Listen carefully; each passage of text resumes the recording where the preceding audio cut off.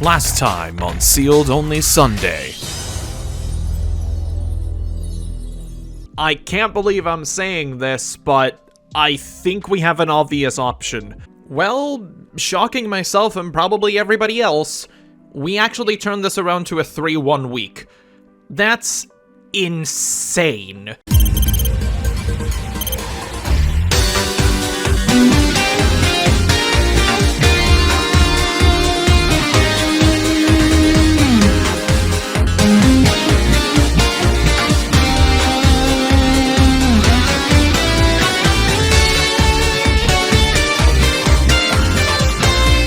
Greetings, and welcome back to Sealed Only Sunday, where in the last episode, we actually kind of went off really well, let's be honest. A 3-1 was basically the best we could do at this point, I think. And in this episode, a text box this early can't be good. I don't think it's ever done that before. Oh god!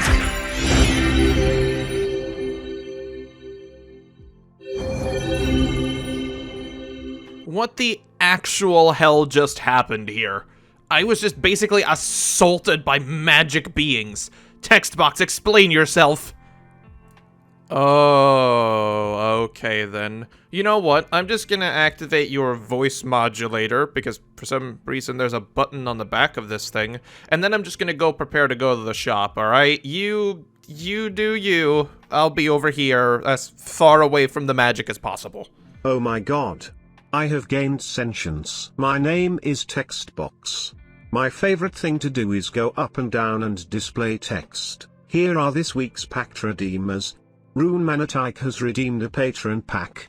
2020 Tin of Lost Memories has been added to the shop. J-Chip has redeemed a Phantom card. Ash Blossom and Joyous Spring will be active this episode. Renee has activated Double Down. Wolfie has been forced to take a challenge of their choice. Danish Chris has redeemed a gift of items. A card of many things will be added to Wolfie's inventory. And finally, Zuikaku has requested a money match. The duel will take place at the end of the episode. That's all from me this time around. Wolfie has already teleported to the shop. See you next time. Okay, one magic assault later, I've made it to the shop, where it turns out we have a Patron pack. And the Patron pack is absolutely insane. The 2020 Tin of Lost Memories at a 60% discount. Keep in mind, I randomize all the discounts too, and they're weighted. The higher ones are super rare. I think 60% is like less than 5% chance. But we have the availability to absolutely bolster our deck with one of the best products Yu-Gi-Oh! Has ever released. I don't think I'm going to bother enacting the pack this episode. I think I've made up my mind already. I'm gonna make this very quick. We're buying 2 tins of 2020 for 2,400, and for the remaining 1,000 that we have in our balance, considering we are forced to take a challenge today anyway, we're gonna buy 4 packs of Toon Chaos. Toon Chaos has access to not only Gamma, which is a great hand trap that I'm hoping to pick up, but Chaos Space. If I can pick up Chaos Space, we can actually start doing some shenanigans. Alright, we're going to do that. We are not going to bother with the Pact. Let's get to pack opening. So, guess what? My software is still down. This means we have to do it the ugly way, but this time I'm at least aware of it before I start opening the packs, so I'll take it slow for you guys to enjoy the experience. We're going to start with 4 packs of Toon Chaos. We're going to move on to the 2020 tins. They're going to be insane. We're going to start here with Chaos Emperor Dragon Envoy of the End, Proglio, Curse of Dragonfire, Blackluster Soldier, Witch of the Black Forest, Chaos Sorcerer, and Immortal Phoenix Gearfried. I don't know why that's so expensive still, but I digress. Right, let's go for the next pack. Blackluster Soldier again, Keeper of Dragon Magic, Envoy of Chaos, Sangan, Masked Hero Gonka, a Gamma, and a Frightfur Meister. Okay, 1 Gamma, now we need a driver. Witch of the Black Forest, Proglio, Code Generator, Gearbreed, number 68 Xanathond, Curse of Dragonfire, and Fluffle Angel. Well, okay, last pack. Masked Hero Goka, Gemini Aberration, Masked Hero Vapor, Curse of Dragonfire, Blackluster Soldier, Sacred Soldier, Gearbreed, and Evocator Evik. Well, we did get a Gamma, but we can't use it yet, but having a Gamma is good going forward, I suppose. Alright, and now the event we've all been waiting for. The 6 packs of 2020 Tin of Lost Memories. This is gonna be make it or break it here, folks. Let's just get to it, right? Speedburst Dragon. Exceed Slither Dolphin, Witchcrafter Draping, Defender of the Labyrinth, Rising Fire, Salamangrate Paro, Marinsis Battle Ocean, Vishuda, Burning Shell, Vessel for the Dragon Cycle, Guardragon Andrake, Neo Space Connector, Spirit Sculptor, Whitefish Salvage, Witchcrafter Scroll, Spin Turn, Gizmek, and Pot of Extravagance returns. Oh, come on. I mean, I'm not exactly gonna complain about it, but I sold the other one. I'll just end up doing the same with this one. Though having access to Gizmek is actually really interesting, and I am quite happy with that pickup. Pack 2, Salamangrate Foxer, World Legacy Guardragon Megadark or whatever, Vishuda, Apple of Enlightenment, Medulchi Teacher Glass Souffle, Monk of the Tenyi, Marinsis Current, Salamangrate Transcendence, Crusher Run, Valkyrie Funft, Salamangrate Burning Shell, that's what that is, Time Thief Flyback, Valkyrie Vierte, Bye Bye Damage, Whitefish Salvage, Witchcrafter Golem Maruru, Strength and Unity, and World Legacy Monstrosity. That was a dud pack if I've ever seen one. Pack 3. Medulchi Petting Sisor, Tenyi Spirit Mapora, Dino Wrestler Escamenci, Ashkana, whatever, Ashuna, Gladiator Beast Charge, Infinitrack Drag Shovel, Vessel for the Dragon Cycle, Unchained Twin Saruha, Gladiator Beast Comeback, Destiny Hero Draw Hand, Dark Factory of More Production, Abominable Chamber of the Unchained, Emperor Marju Garzette, Marinsis Blue Tang's very interesting, Evil Eye Mesmerism, oh no, it's this thing, hold on, Super Anti-Kaiju War Machine Mecha Thunder King, Witchcrafter Masterpiece, and Borreload Savage Dragon 2, Borreload Dougaloo, I guess. I mean, we already have one, now we have two, now it just gets weird. I am very happy about the Blue Tang, though, because we almost have an entire Marinsis core. Let's go for pack number 4.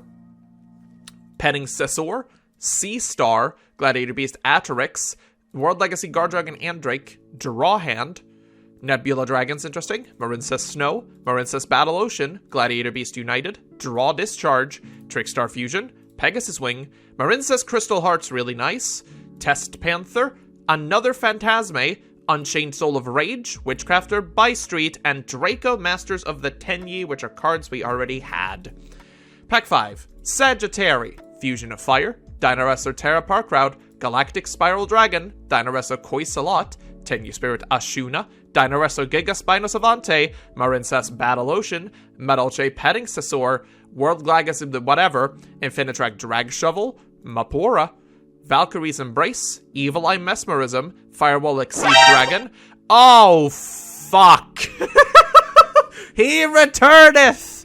The Dark Dragoon returneth! Unfortunately, I don't think we'll have a way to play this guy this time, but I'll take it. Storm Dragon's Return, and Gar Dragon LP, which we already have. For fuck's sake, Dragoon's back. Alright, I punched my microphone in frustration. Let's go for the final pack. Fist of the Unrivaled Tenyi, Spiritual Entanglement, Guard Dragon Cataclysm, Dwimmered Glimmer, Dino Wrestler Martial Onga, Danger Feats of Strength, Unchained Twins Aruha, Speed Burst Dragon, Time Thief Hack, Marinsis Mandarin, Infinitrack Brutal Dozer, World Legacy Cliffhanger, Chain Hole, Sign Up Mining is very nice, Infinitrack Trencher equally so, Drake of the Lost Dragon, Evil Eye Domain, and Neos Fusion. I'll be honest with you, this set of cards is not exactly great. I mean, we don't pick up a single thing that I think actively upgrades our deck in any capacity whatsoever, but we have a Dragoon. And the thing with Dragoon is, his cost has gone up significantly. Like, a lot. A lot. We also pick up a Pot of Extravagance, which I yet again don't think we're going to be able to use. It's a weird one. It's a really, really weird one here. Well, we have to live with it, I guess, but man, just looking at these cards makes me wonder what could have been. So, we've actually forgot about something. Something that I've quite literally forgotten for almost 10 episodes straight. we're meant to have OTS packs, because this is an official locals we're going to every week, and there's pricing for it, and I've just never gotten around to opening them, because every single time I'm too excited about the shop business that I forget that OTS packs are a thing. Let me just make this very clear. I went back to the earlier episodes, I gathered up how many we should have, and we have 15 OTS packs we need to open. To make it simple, we're going to open 514, 515, and 516, just to sort of balance it out, because we were meant to have these 3 available to us regardless. Let's just go ahead and open the 14s first. Oh. That is an ultimate rare Toon Kingdom. Oh, that's a good start. We can sell that for a lot of bucks. A Ancient Cloak and an Atlantean Dragoons. Both of those are fine. Great. We then have Smoke Grenade of the Thief, Sheehan Spy, and Icarus Attack. Infernity General, Evil Thorn, and another Ancient Cloak finishing the playset. UA Signing Deal, Sheehan Spy, and another Dragoons. And for the last one of this, we get an Infernity General, a third Dragoons, and a Weeping Idol. Well, Ultimate Rare Toon Kingdom, taken. We can definitely sell that, because this was one of the ways we were supposed to make a buck for playing the game, and I can't believe I've forgotten it for this long. Ultimate Rares are super good in terms of selling, so we'll take it. That finishes our 14s. Let's go to our 15s, where there's actually cards we want to have. Let's go. Melfi Mommy is interesting. That thing I can't even pronounce, and an Armed Dragon level 3. Shadol Dragon, Shadow Vampire, Armed Dragon level 5, a token, Shadow Vampire, and Armed Dragon 7, Proxy F Magician, Wind Witch Ice Spell, and DDD, and for the last one, Barricade Warbucker, DDD, and Mahama. I mean, that didn't really work out the way I had hoped, considering 15 has some really good stuff in it, but that's fine. We have one Mega Sellable, which is super dope. And then, last one, we are going for the 16 packs here before we forget them. Drytron Zeta Aldebra, Lion Alligator, and Reptilian Hydra. Museum of the Emperor, Reptilian Hydra, and Stardust Flash. Token Stampede, Lion Alligator, and Stardust Wish. Geonated Transversers, Cybersaurus, and Lion Alligator, and the last one, King of the Skull Servant's Breath and Cosmic Flare. Okay, well, our OTS packs didn't exactly give us anything super useful, but that Toon Kingdom is definitely going in the sell box, because that's gonna be worth bank.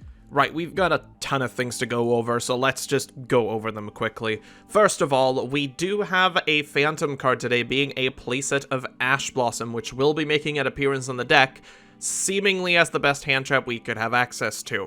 We have decided to take out the Ghost Bells and replace them with Ashes, simply because they're more versatile, right? Then, we have been forced to take a challenge this week, by the challenge creator, of course, which is Stone Age of Yu-Gi-Oh!, which most likely we will not succeed, because our entire deck is depending on negating stuff, but I digress. It was free, we'll take it. Most importantly, however, Danish Chris gave us an item, and the item we spun is known as the Card of Many Things. Now, this item is probably one of the best ones we could have spun, I'll be honest. And no, there's no cheating involved. He was there when I spun it. The Card of Many Things allows us to clone any card in our deck to gain an extra copy of it, in reference to possibly D&D and possibly a lot of other things. Regardless of that, this is essentially a mega wild card, as it does not care about rarity, it doesn't care about anything. It is just a straight up clone a card. I've chosen to use it immediately this episode, and I'm using it on quick launch. Here's the deal. We have a lot of cards that we want to get that are super high rarity for a deck like Dragon Link. However, quick launch is one of the hardest ones to get, being only a secret and only in the structure deck, and it's a secret in a set that isn't very good. It is also one of our best extenders currently, and we need more of them. So the only major change for this episode is, well, I will clone a quick launch. Now having 2 quick launches in our possession, and, you know, we currently have Ash Blossoms to use, this is the week's deck. It is essentially the same as it was last week, excluding the 2 cards I just mentioned, simply because we can't really make a lot of changes this week. We're going to have to look into next week and the possibility of selling the things we want to sell in order to actually make a dent in the deck build. For now, though, let's head over to the Lupine Weekly and see exactly what kind of disgusting mess we can get ourselves into. Alright everyone, week number 12, you all know the drill. We're going up against Darkonic playing his sealed-only dinosaur deck yet again. Last time we had to go up against this, we got absolutely stomped, and it's looking like that might just be a repeat. Almirage and UCT on board is really difficult for us, but we do activate our Dragon Shrine, go for the background dragon, manage to go into Quad Burrow, which we are going to attempt to use to destroy the UCT, which triggers the Almirage.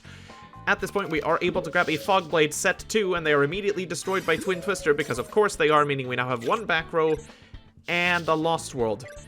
Damn, Lost World is really bad for us. We'll go ahead and activate Phantom Knight Sword in order to protect our Quad Burrow Dragon here, but that is not going to do a lot, considering our top deck is a Cosmic Cyclone. We're going to activate it here, going to pitch another card to destroy the UCT, going in for as much as possible. 1,000 damage is dealt, and Fossil Dig off the top. That is about the best possible card he could have found right here, and he finds it. Game number 2, on the other hand, both of our starting hands are really interesting. We go for the Dragon Shrine to pitch the Absoraptor. Absoraptor's going to search as Rocket Synchron. We go for the Quick Launch in order to do Quick Launch things and get ourselves Rocket Tracer. Rocket Tracer into our Striker Dragon. Striker Dragon searching Boot Sector. You know the drill by now, this is how this works. We go for the Rocket Synchron first here in order to do the combo incorrectly because there are a ton of misplays today. Right here, we could have made a Spheres, and I'm just a big fat dum-dum.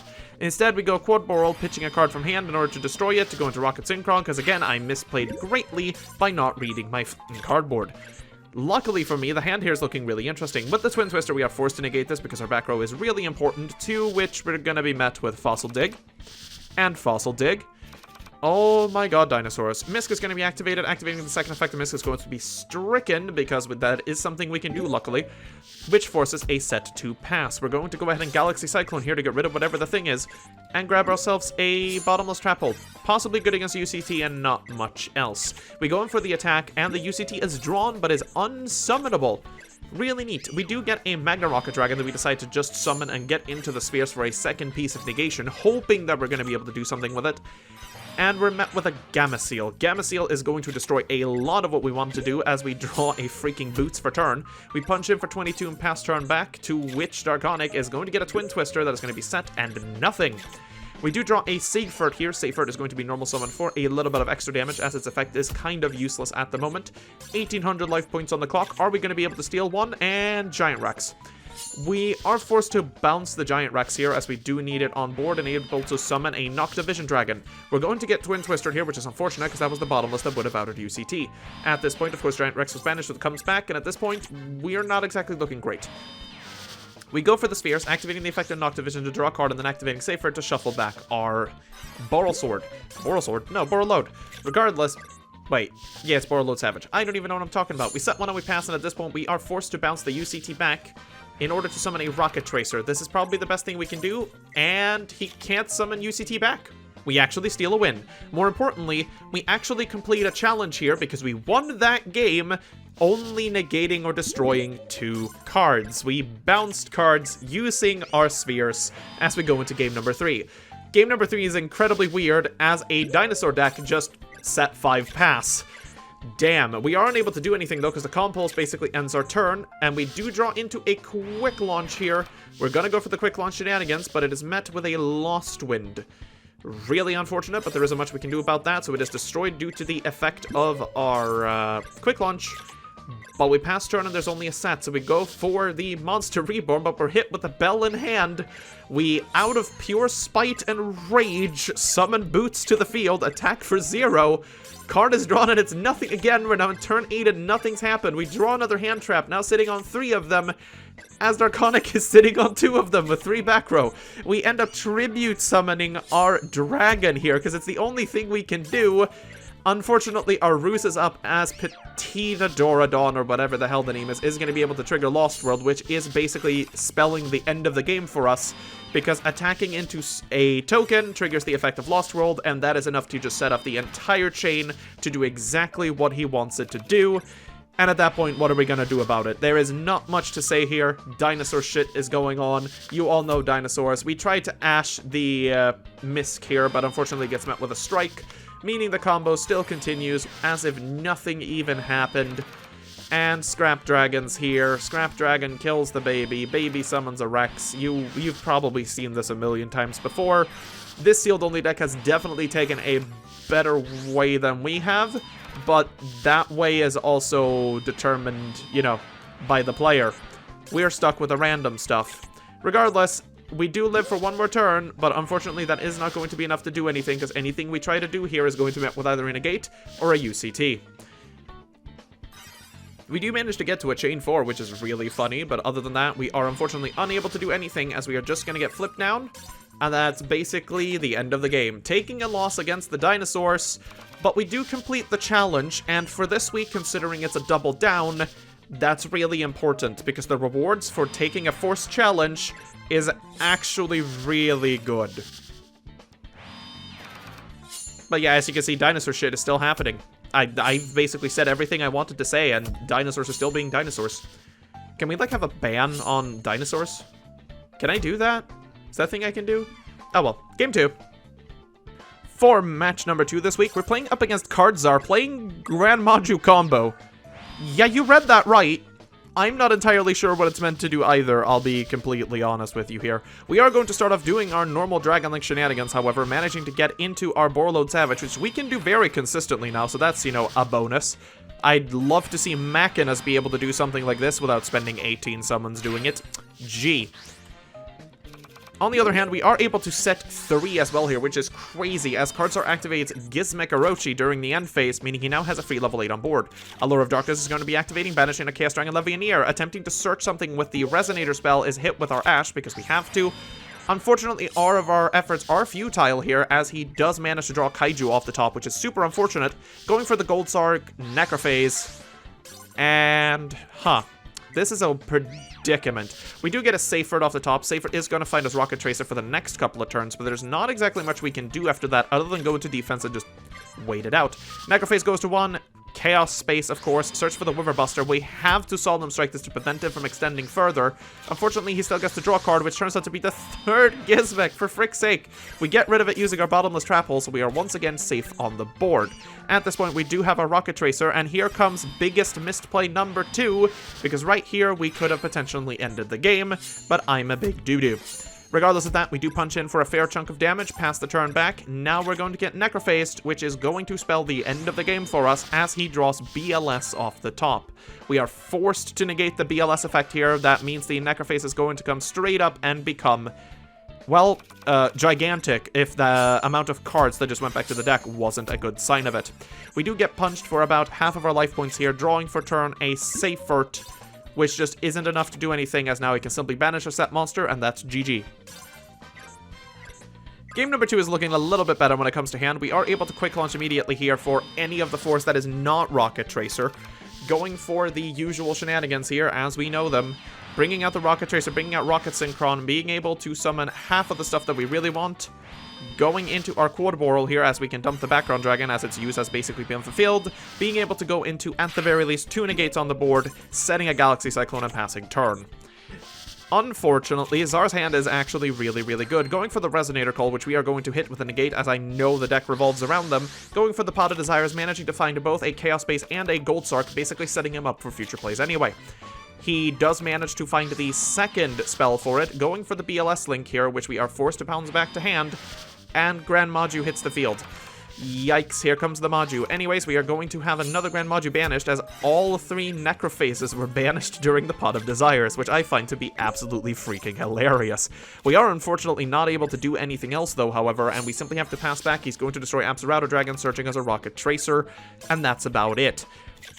We do draw Monster Reborn here, so we go for the most convoluted way possible of winning this game. We activate Cosmic Cyclone in order to hit it using our Rocket Tracer to bring a monster on board, activating Monster Reborn, being able to go into Boral Sword, which should be the end of the game here, as he doesn't have enough lights and dark to bring back his big boy. BLS is the name. He isn't able to do it, and we actually draw a monster for turn, which will seal this game out, thanks to Boral Sword being Boral Sword. I can't freaking believe it, but that was actually enough to take a game. Wow. Game number 3, and our starting hand is holding 2 ashes, which is about as good as we're ever going to get. We're going to ash the Chaos Space, meaning he cannot search for what he needs, but he does get the Gizmek anyway, being able to summon the Gizmek in defense in setting 1. We do have a decent combo now that we've drawn into Dragon Shrine, which we can use for Background Dragon to do our usual shenanigans, summoning out you-know-who and you-know-what. At this point, we yet again screw up because, hey, I am not a smart boy. We do decide to go for the funny play of Utopia here, knowing that his entire deck revolves around attacking constantly. We're going to go for the Utopia just to prevent attacks. At least, that's what my head said. At this point, he's going to destroy all monsters on the field, to which I am simply going to chain our good old friend Spheres to bounce Boot Sector Launch back to our hand to get an Absolouter Dragon on board. Unfortunately, the Princess of the Golden Castle Stromberg is summoned, whatever it's called, the Cinderella ripoff. We get punched by Gizmek, and at this point, it's looking okay. We're going for the Rocket Tracer summon here, going for the Rocket Synchro normal summon in order to make an Absolouter Dragon, which brings out yet another negate thing here. We're going to go to destroy the equipped monster, simply to special summon our Time Thief on top of it, and at this point it's actually looking really good, if not for that top deck. With Gizmek now on board again, we do decide to strike it, which ends up being the worst call possible, because at this point we're going to get hit with a Gamma Seal, a massive Grand Maju, and Grand Majus be doing Grand Maju things. We fire everything out of frustration, and we lose match number 2. Darn. Close one, though. Game number 3, we're playing up against Lardax, playing a much better version of Dragon Link. Turn 1 Dragoon. There is not a single card in our entire deck that outs the Dragoon.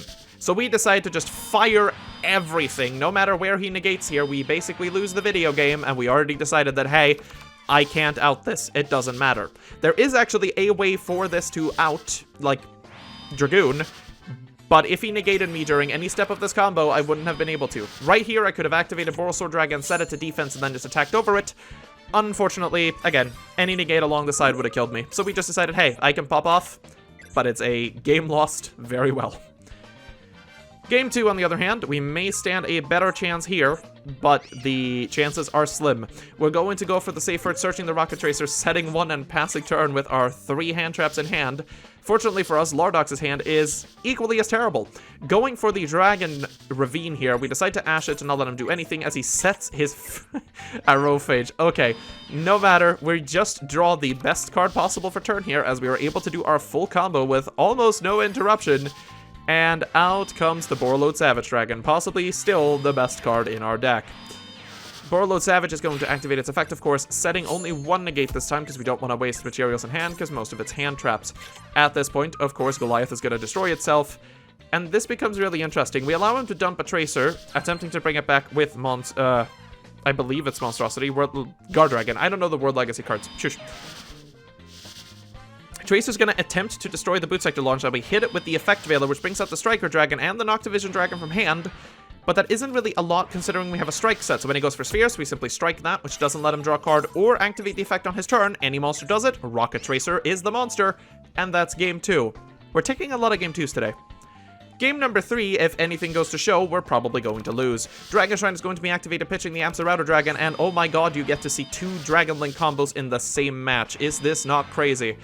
Unfortunately, however, this ends on something that we simply cannot end on, and you all know who it is.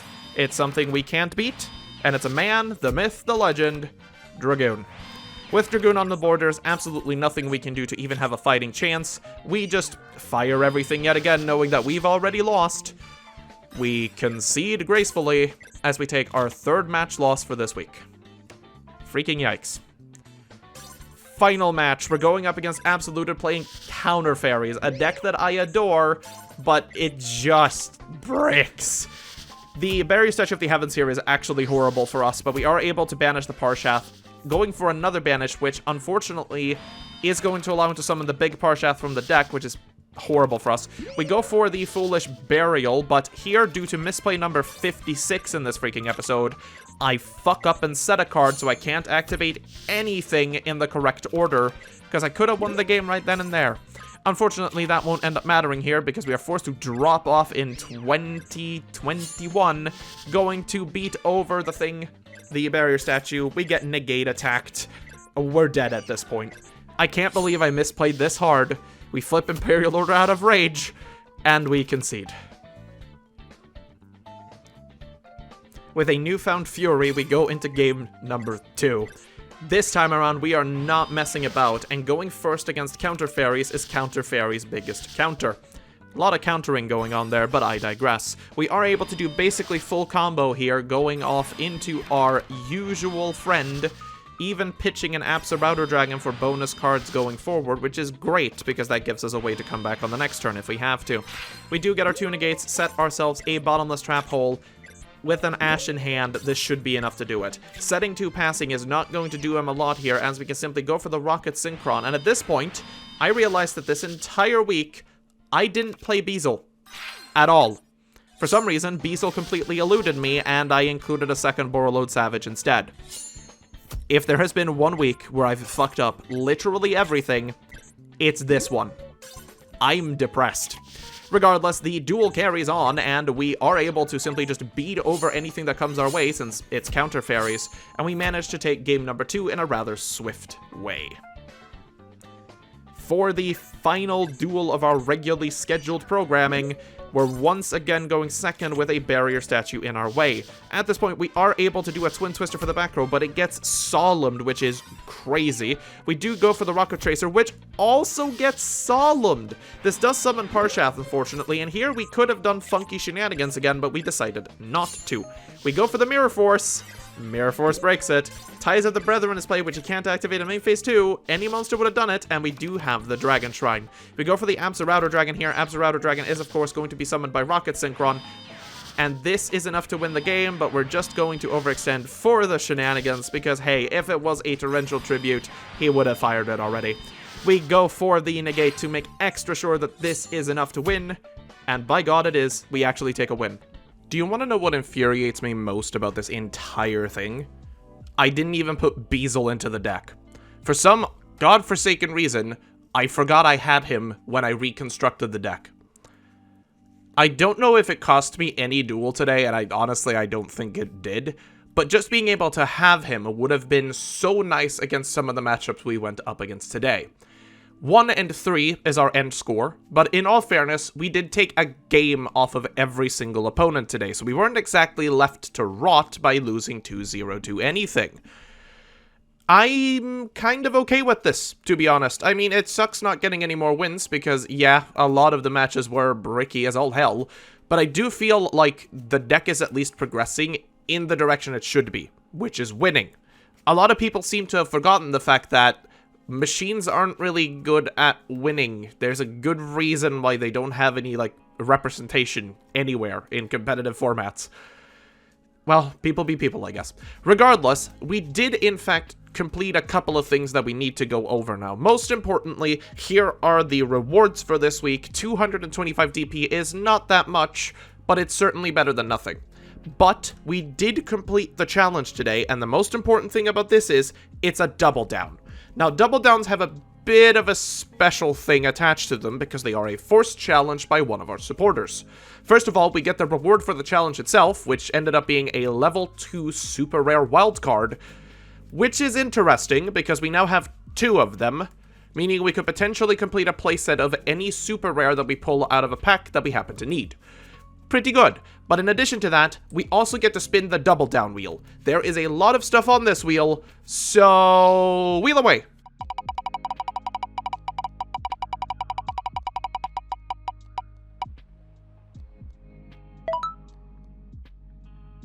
And as such, it's been decided that we have received a bundle of items. That's quite interesting, actually, because we haven't really had the chance to see a lot of the items yet, because we haven't unlocked the freaking ability to buy them.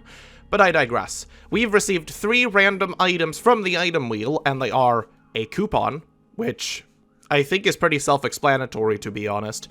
A magical hat, which is quite an interesting item. It allows us to throw in 3 cards of the same rarity to get a new card of the same rarity from any of the sets of the 3. It could be really good if we have 3, say, secret rares from the same set that we'd like to swap out. But hey, it's an interesting item nonetheless. And lastly, we got ourselves an aromatic candle. It turns out that the Gemini twins are quite a fancy of good smells. This item will allow us to complete a challenge for free at any point. So basically, if we get a challenge that we might have a hard time completing and has a good reward, we could use the candle to skip the criteria altogether and just reap the rewards for it. Kind of nice, actually. Now, we still have the money match to go for today, but we have a lot of things to think about now. Considering today's polls, I'm arguing whether or not we should sell the lot of them. The thing is, Dragoon is still an incredibly powerful card, as it always was, but getting to summon him under the restrictions of this series is going to be ridiculously difficult. We would need to find the legendary Dex 2 or whatever it is, the thing that has basically all the materials for it, as well as Verte Anaconda, which I think is downright near impossible to do. I mean, there's still a chance. Dual Overload has a very high chance of showing up in the shop due to how the wheels are structured, but legendary hero decks don't. Or not hero decks, the other one, legendary decks. Whatever. It is a really, really hard one to find for us. I'm debating selling them just so we have more money going into next week. I don't know. It's a really, really weird one. I'll hold on to them for this episode, I think, but I may need to sell most of the things off just to be able to get, you know, more money to fit our actual strategy. We'll see about it. Regardless, though, we do have a money match today with Zuikaku because he decided, yeah, it's about freaking time. Let's just head on over to it, man. Now then, for this week's money match against Zuikaku playing freaking Tri-Brigade. Come on, do you seriously think I can beat Tri-Brigade? I'm not even going to bother sitting you through the Tri-Brigade combos, because if you've played Yu-Gi-Oh! In the last half a year, you know exactly what these birds do. They are going to do their full combo here with Tenki, soon to be at 1, by the way. It will not end up mattering, because here comes the basically full combo. Revolt, of course, being shuffled back into the deck because it's kind of funny.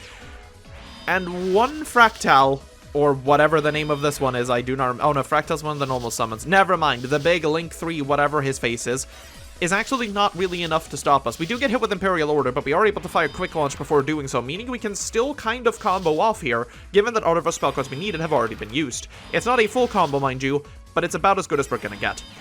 We are able to bring out a Borreload Savage Dragon using our 2 negates here, and that might just be enough to win the games with our 2 set cards. Possibly, not maybe. No effect though, because hey, we lose 300 attack for the 1 beast monster they control.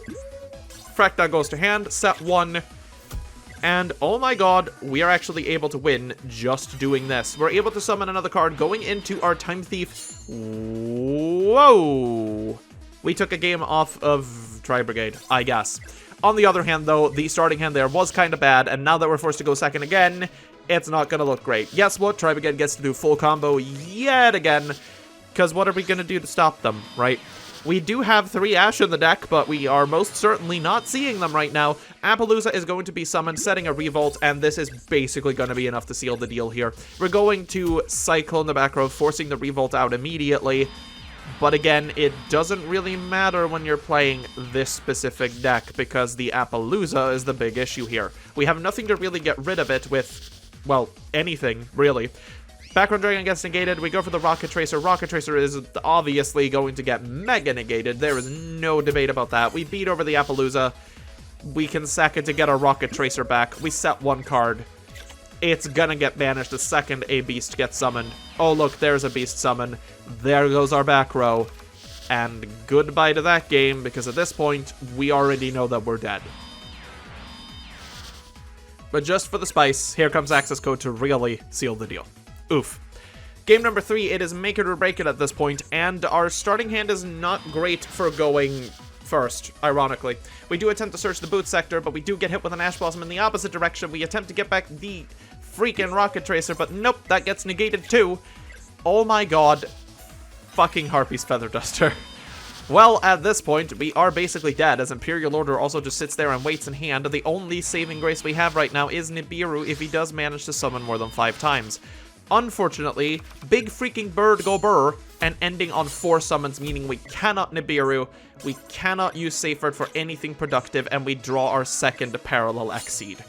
Of all cards right here, Rocket Tracer could have actually done something to help.